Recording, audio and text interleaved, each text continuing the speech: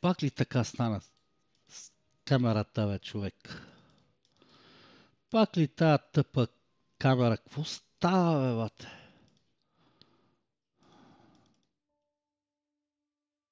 Ето да.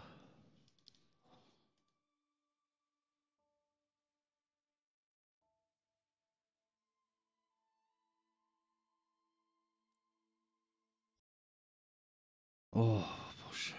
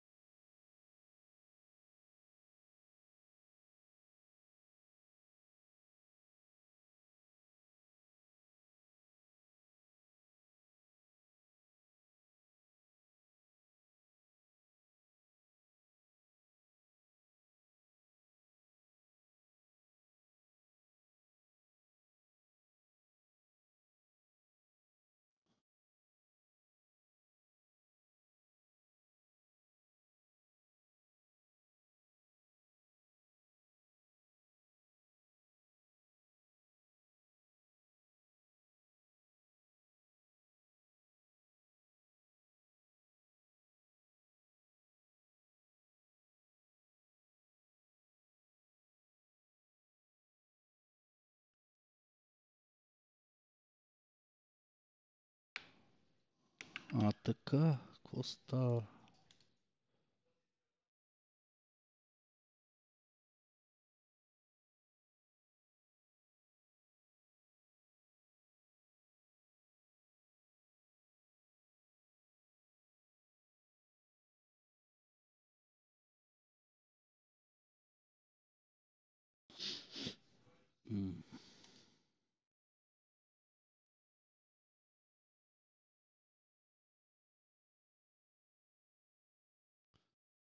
Не знам какво става с това стримче. Дай да пусне това. Нещо става с тъпата камера.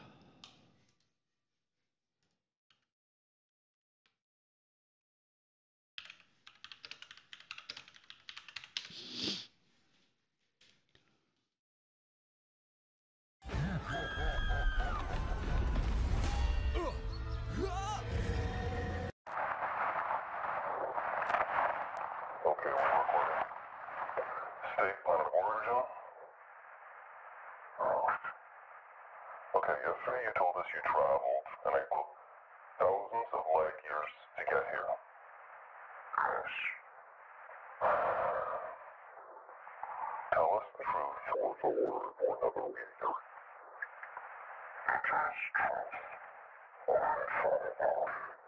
From your future. To travel in time. Is to travel in space. Or some special dimensions. So I take it aliens took over our future, right? No. So you're human.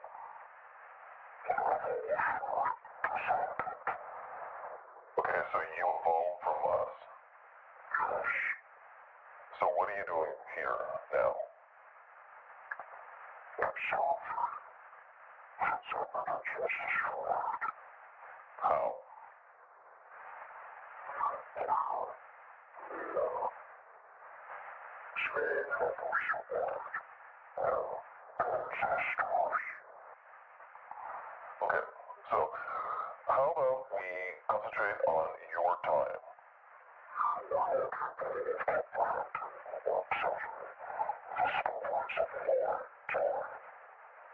Try me.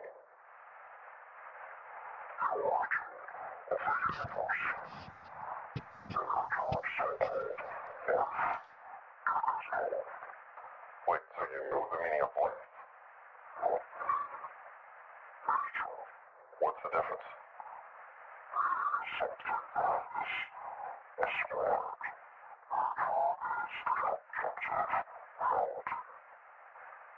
So you know how the universe is created? So you think God?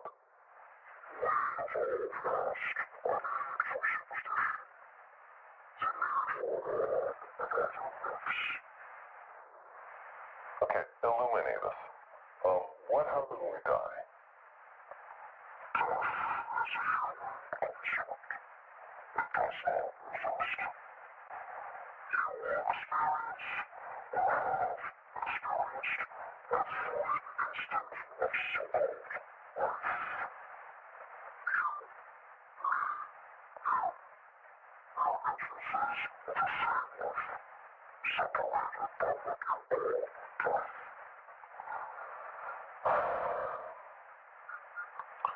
Okay, so let me get this straight. There's no death, and we all experience each other's lives, right? Okay, so how was the universe created, and why is it so perfectly made for us?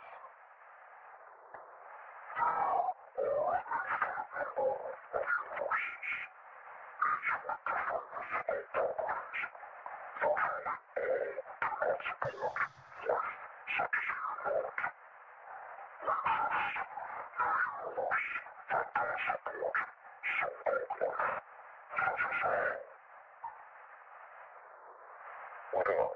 Okay, so why do we destroy ourselves with nuclear war?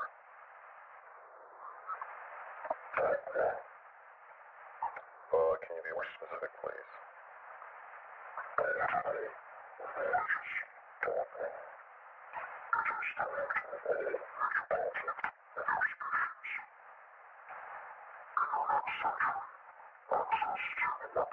Добър вечер.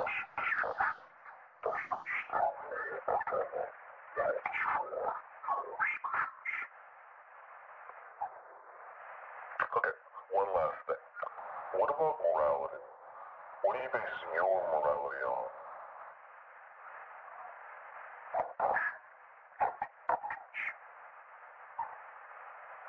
I see. Okay, that's it. Thank you.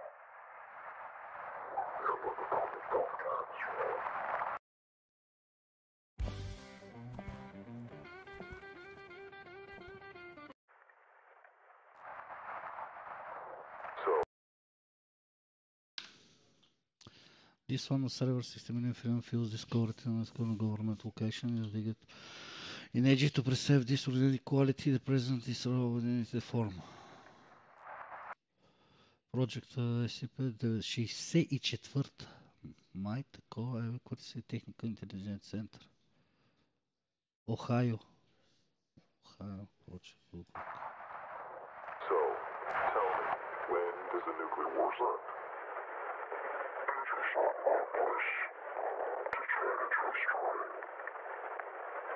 Run. Now. Yes, sir. Thank you. Okay, so, now, when does the nuclear war start?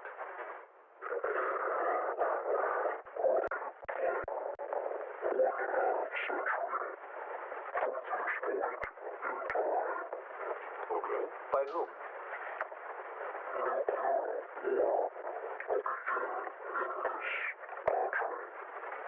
Really, boss? How?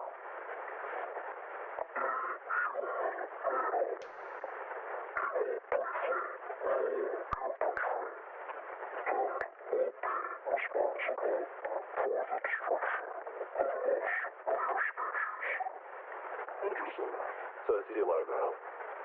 Да. Чакайте. Oh, well, great. So just tell me his name and we'll go.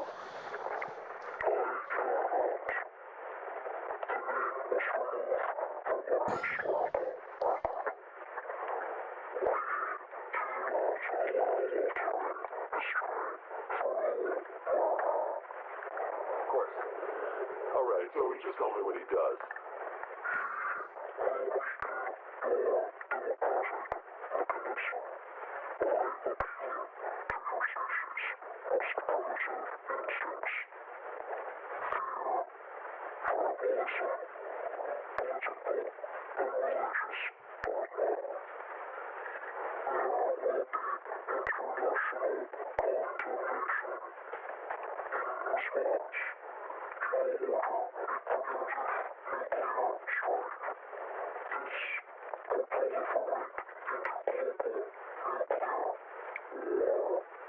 So don't blow up. Вижте сега, това не може да е истина, защото това нещо ще бъде свалено и на секундата. Някакси няма. Интервю 5 милиона. Many who did not reveal the truth about Alliance. Опа, чакай.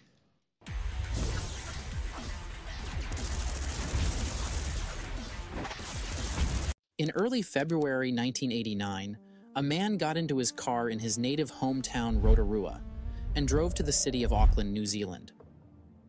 The journey from Rotorua to Auckland took 3 hours, which is normal. Да. When he got to his destination, he was met with cheers, sadness, happiness, anxiety, and every form of positive emotion from the people that greeted him. Even the police came around to see him. He was confused with this newfound celebrity status. He asked what the whole ruckus was all about, and that's when he was told that he had been missing for 10 days. How did a 3-hour journey turn into a journey that lasted 10 days? This was the question that only the man, Alec Newald, could answer. The only problem was that Alec had no idea where he had been or how he had been missing for 10 days. When worried family members asked him where he had been, he was unable to give a clear answer. To top it off, he started suffering from terrible headaches, tiredness, and had trouble focusing. This was beginning to be the norm for Alec until he started remembering.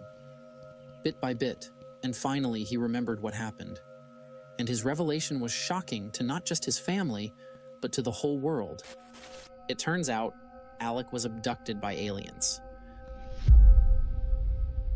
I was driving the car one minute and the next the car was nowhere to be seen, and it didn't feel like I had a body, actually. That's where the death scenario comes into it. I felt totally as if I'd been put through a sieve. I think I mentioned that in the book. It felt like all the solid parts had been sifted out, and here I was in a sort of a glowing or a ghost-like entity drifting around, not really touching the ground, and having no walls of any. Trying to build a history of his life before his famous abduction, to create a narrative that he was predestined for that very event that happened in his life. Like a prequel to a good movie. I was being schooled from that age of 5, so you could sort of kind of tell there was something going to happen later on in my life. By people from outer space, by other civilizations.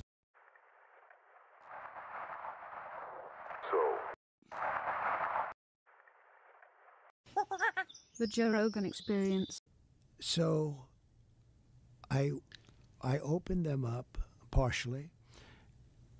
I was met with, from good people. I mean, look, good people. People that were well-meaning. Mike Pompeo was one of them. He's a good person. They called me. They said, "Sir, would rather have you not." And I did open them. But I was asked by some people not to open them. There's a Martin Luther King file too, that they'd like to see. I don't know if you know, but there is that. But JFK in particular. So they called me. A lot of good people called me. People that that you would find reasonable people, and they asked me not to do it. So I said, "Well, we'll close it for another time." But if I win, I'm going to open them up. I'm just going to open enough. Why time didn't is you gonna- open it up the first time? Because though? a lot of what was times, the hesitation, though? Addresses, people that are still living. There are people that are affected, and there could be some national security reason that that I don't have to necessarily know about. But some very good, talented people asked me not to do it. I opened it up, and then they said, "Would it be possible for us to do that a different day?" How much of it did you read Спи. into? Angel, спи. I think it's going to be just fine to open it. Let me put it that way. I think it's fine. It's going to be time. It's a cleansing. It's really a cleansing. So I'm going to do it. I'm going to do it immediately, almost immediately upon entering office. Well, the thing, when people look at it from the outside and you sort of imagine what could be a reason why they would not release those files, it would be there's people that were implicated in the assassination. Yeah. Well, when there are living people, you generally tend not to want to do it. When people are still living. Living people that formerly work for the government. For the government, and living people that were somehow involved in it, and you tend not to do that. But it's time to open them. Revoluta. Whether or not they're going to find anything of interest. And I did partially open. I think I've opened 50%, but I was asked not to do it, and I thought that was a reasonable ask. But now I'm going to do it. I'm going to do it very soon. There's a lot of interest in it. One of the things that there's a lot of interest in the people coming from space, Yes. And I know you're interested in that. Oh, I'm very interested in that. How much did they tell you about that? A lot. Really? Yeah. What did they tell you? How much can you tell? So how's that work? Is it like super top secret? I can tell, Tell me. Well, based on Hunter Biden, I can say whatever the hell I want, right? But no. But I interviewed a few people. It's never been my thing, I have to be honest. I have never been a believer. I have people that Area 51 or whatever it is. I think it's the #1 tourist attraction in the whole country or something. Area 51 in Las Vegas. Do you know that, right? Sure. I know what it is. So anyway, but it's a big tourist thing. So I interviewed jet pilots that say they saw something. If you saw them, you'd love to have them as I've had a couple in here. Commander David Fravor. Yeah. I had him in, who had that sighting in 2004. Very, very compelling with video evidence, radar evidence. Ryan Graves. I don't believe his name, but I interviewed jet pilots that were solid people. Perfect. I mean, great pilots, great everything. And they said, we saw things, sir, that were very strange. Like a round ball, but it wasn't a comet or a meteor. It was something. And it was going 4 times faster than an F-22, which is a very fast plane, And it was round, which is, in theory, a great shape. So when you were talking to these people, was this something that you were compelled to have conversations about? Was this your personal interest? No, a little bit. It's not a great interest for me, but it's a little interest. I get that question as much as almost any question. Do you think that we have aliens coming, flying around or whatever? What do you think? There's no reason not to. I mean, there's no reason not to think that Mars and all these planets don't have life, because Mars, we've had probes there and rovers, and I don't think there's any life there. Well, maybe it's life that we don't know, but maybe there was life there at one point in time. This is the speculation about Mars, that Mars had an atmosphere at one point in time, a long time ago, that could support life. It also had large bodies of water, but we've had no evidence of even bacterial life that exists on Mars. But the universe is pretty vast. It's not been a big thing for me. I mean, when I looked at what China did to this, they would have never done it with me, where they put the balloon up, and a lot of people thought for a little while that was one of these things. So, that's a lot of the speculation too, that some of these drones that hover over battleships, that these are Chinese drones, and that they're not UFOs. They could be also. There's some super sophisticated. But I did interview, let's say 3 or 4 guys that, and without tremendous interest, if you had them. As I said, you'd love to have them as your children. Той няма да каже никога истината. Той никога няма да каже истината. Никога. There's something there. There's something there. Никога няма да каже. I've talked to quite a few of them. They're not conspiracy guys. Well, I mean, just the Commander David Fravor thing in 2004 off the coast of San Diego, they clocked that thing going from 50,000 feet above sea level to 50 in a second. Yeah. They don't know what it is. That's tough to beat. Yeah, they saw something in the water. It was hovering over that something that was making a disturbance in the water. They got video evidence of this thing. 2 different fighter jets with pilots in them saw it. There's, visual evidence, photographic evidence, video evidence, radar evidence, whatever the hell it is. It moves in a way that would turn a human being into jello if they were inside of it. The G-force, no one would survive. Oh, so like, what is that? And it doesn't have a heat signature. They don't know what their propulsion system was. But when you Hey you, it's me again. Are you still wondering how much it will cost you to start up a company in the UAE? I flew for them on the record. Minds to it as a nation. I was so wrong, and I thought I was so smart, and I was so wrong. It shows. To see if the object politicians to say. Pilots came forward. Who are willing. We've explored more of the moon than we've explored of our ocean floors. The Joe Rogan Experience. One of the things that I wanted to talk to you about is the JFK files. And one of the things that you said was that if they showed you what they showed me, this was your quote, you wouldn't want people to know it either. Zihuatanejo, Mexico, May 3rd, 1975. After dropping off passengers at this seaport town on the Pacific coast, pilot Carlos de los Santos embarks on a return trip to Mexico City in his Piper PA-24 Comanche. The weather conditions are clear and visibility is good as de los Santos cruises at 10,000 feet. 1 hour into the flight, he witnesses something unusual. A gray, wingless object off the left side of his plane. And as he approaches Mexico City, he notices basically a small flying saucer just above his left wing. It's not as large as his aircraft, and he's flying a fairly small aircraft, and he's like, what is this? And then he looks over to his right, and he sees another one. And then he looks ahead of them, and there's one coming at him. It goes below his aircraft, and he feels a bump under his aircraft. And he's scared out of his mind. Anyone would be. He then realizes that he's not really in control of his aircraft. His aircraft is moving in a way that seems to respond to these objects, not to him. He goes to move the yoke, and the yoke is moving on itself. The plane starts climbing to 3,000 meters. That's the ceiling of the Piper. If it climbs any further, it will stall out. He will lose control. The plane will fall out of the sky. He's actually becoming afraid because his cabin's not pressurized. You get to a certain altitude, he's going to have a hard time breathing.